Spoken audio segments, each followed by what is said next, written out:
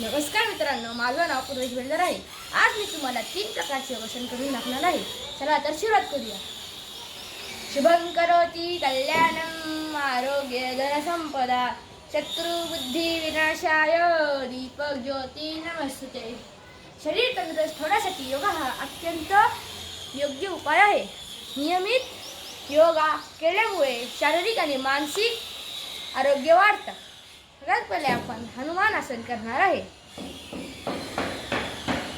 हनुमान आसनला पाय स्ट्रेच करायचे असतात.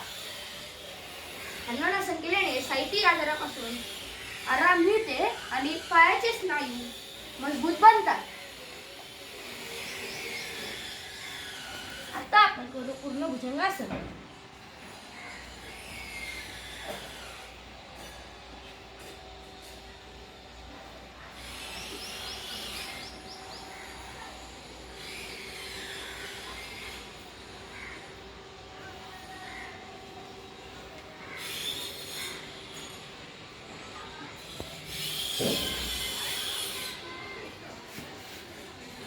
पूर्ण भुजंगासन केल्यामुळे कमरेचा भाग ताणला जातो, त्यामुळे कमरेदुखीच्या आजाराला आराम मिळतो.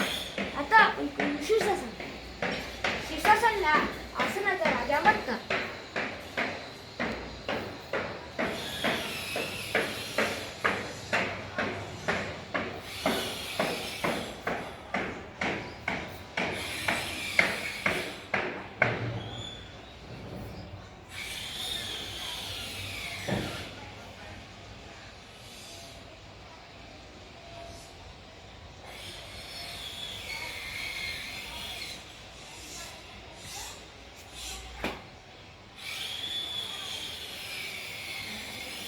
शीर्षासन केल्याने पायापासून डोक्याच्या केसापर्यंत अवयवाला फायदा होतो.